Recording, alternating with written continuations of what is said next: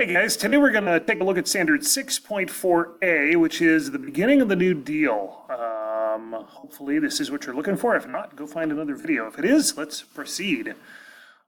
So you might remember that Herbert Hoover was the president at the beginning of the Great Depression, but a lot of people were very unhappy with him very quickly. And so in 1932, when a Democrat named Franklin Roosevelt runs for office, he's going to be chosen pretty overwhelmingly by the people of the United States, and they really think that he can solve the problems of the country. So when he's elected, he almost immediately begins a program of relief and recovery that he calls the New Deal. And we're going to look at a number of these programs and talk about exactly what the New Deal is in this lesson. Really, there are three goals of the New Deal. You can see them here. He wants to help the poor who are suffering as a result of the Great Depression. He wants to help the economy to recover, get the economy as a whole back on its feet. And he wants to change things, reform society, and reform the economic system so it won't ever happen again. Now, it's important that you realize FDR is not trying to make the country a socialist country. Yes, it's true that the government gets more involved in the economy than it's been before, but he's not going all the way over into full-blown socialism. So don't confuse that. And if you see that on the EOC in particular, don't say that, yeah, that's what's going on. That's not. We're not trying to make the United States socialist, even though it is maybe going to move us a little bit on the overall spectrum. If you don't know what that means, you probably won't make that error, so don't worry about it. Now, the New Deal does help a little bit, but a very common mistake people make is that they think that the New Deal actually is going to solve the Depression, and it won't. It does help some people going through it. It does give people some jobs. It does give people some money. But the United States doesn't get out of the Great Depression until World War II, when we have to start making tanks and planes and bombs and guns and all those things, and we get people to go to work to make those things. It's when they all go to work to make them that they have money and they start spending it and they stimulate the economy again. So the New Deal does not end the Great Depression. You might want to circle that or star that on your notes. It's really, really important to know. Because of the New Deal, the United States has never suffered another depression of that magnitude. There are a number of changes that happen, and we change the way we look at the economy. So we've never had a depression that bad. We've had recessions, but never another Great Depression. FDR has three real goals. Like I said, he wants to stabilize the economy, he wants to help it recover, he wants to help relieve human suffering, okay? So one of the first things that the New Deal actually does is that Franklin Roosevelt declares a 4-day bank holiday. It's a long weekend. Remember, people have been running to the banks, drawing out their money. We've had these banks closing and failing because they don't keep enough money on hand to give everybody their money. And the more people hear about that, the more scared they get, the faster they go to the banks.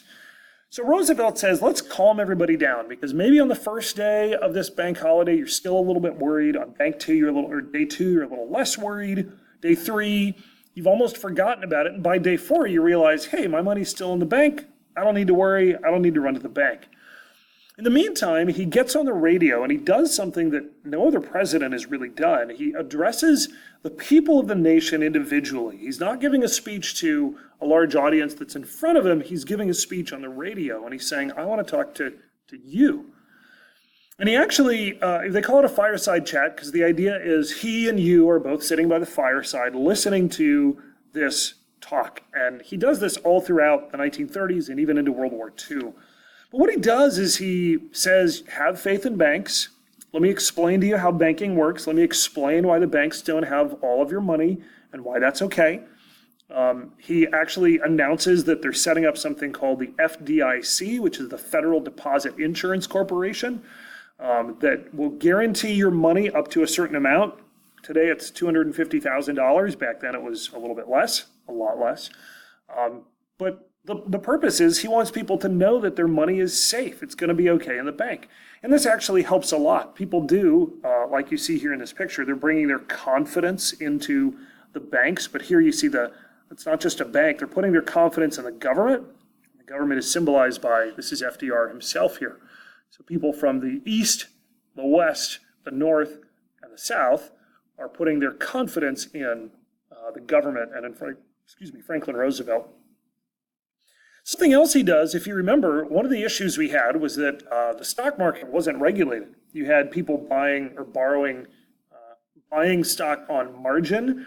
They're saying, I think I'm going to make money down the road on this stock, so I'll take an advance on that, and I'll use that advance to buy stock. And that became a real problem. It contributed to the stock market crash. So Roosevelt creates an agency called the SEC, the Securities and Exchange Commission.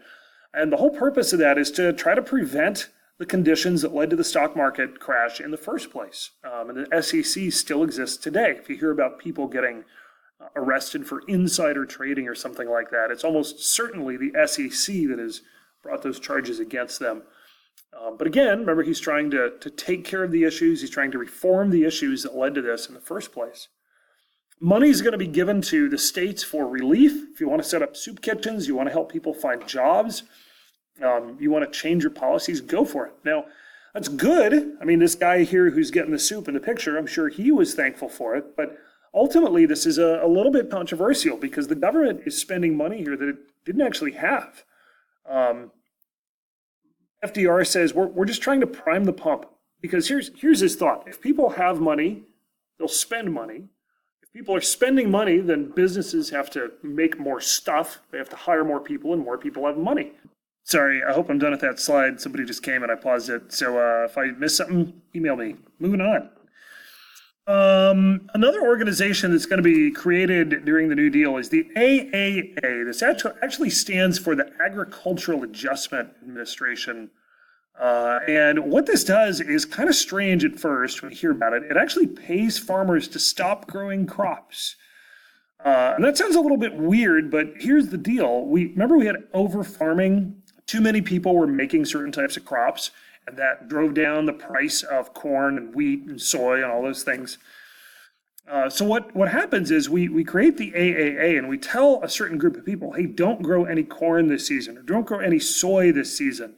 And we'll actually pay you to stay out of the market, because what that does is that it creates a shortage, which is going to drive the price back up. So now the farmers are making more money, the farmers can pay off their loans, and things are going to improve for agriculture as a whole. And that will make a difference. Now, I will say this, just a little preview.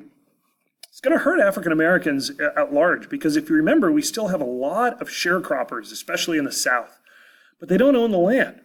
So what happens is the white landowners are told by the government, don't grow corn, don't grow wheat, don't grow soy, or whatever.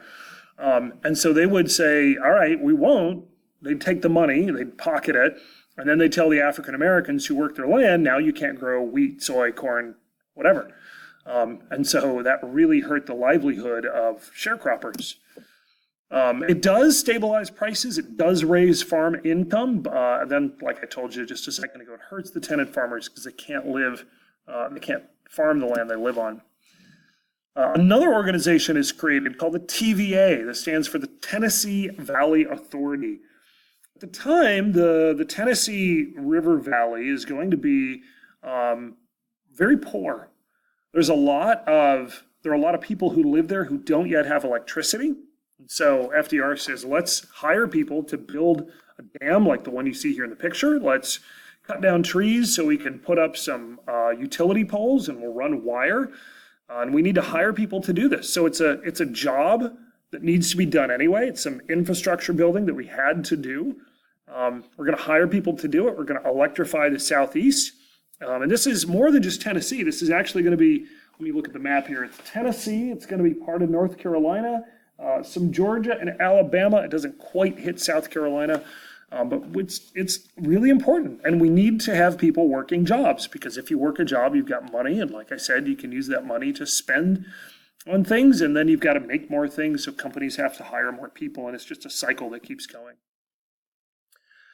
We've got two other groups. There was actually a joke at the time. They started calling all these programs alphabet soup.